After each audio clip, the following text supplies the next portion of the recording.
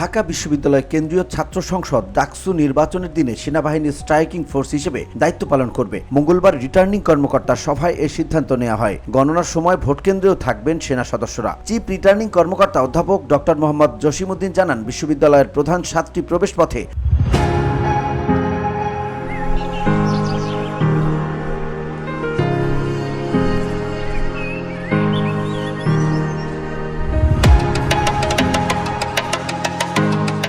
সেনা সদস্যরা অবস্থান করবেন। ভোট গ্রহণ শেষে ফল ঘোষণার আগ পর্যন্ত কেন্দ্রগুলো কর্ডন করে রাখবে সেনারা, যাতে বাইরের কেউ প্রবেশ করতে না পারে বা অনাকাঙ্ক্ষিত পরিস্থিতি তৈরি না হয়।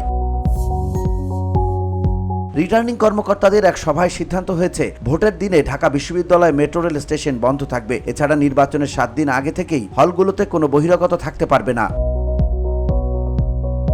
এদিকে আজ থেকে ডাকসু হল ও সংসদ নির্বাচনের আনুষ্ঠানিক প্রচারণা শুরু হয়েছে। নির্বাচন কমিশন পোস্টার, লিফলেট ও হ্যান্ডবিল ব্যবহারের সুনির্দিষ্ট নির্দেশনা দিয়েছে এবং প্রার্থীদের নির্ধারিত সময়সূচি মেনে প্রচারণা চালানোর আহ্বান জানিয়েছে।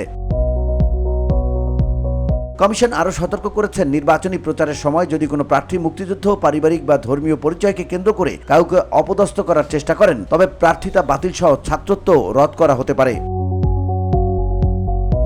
আগামী 9 সেপ্টেম্বর সকাল 8টায় ভোট গ্রহণ শুরু হবে। এদিকে আজ থেকে ডাকসু নির্বাচনে আনুষ্ঠানিক প্রচার শুরু। আগামী 7 সেপ্টেম্বর পর্যন্ত প্রার্থীরা প্রচার চালাতে পারবেন।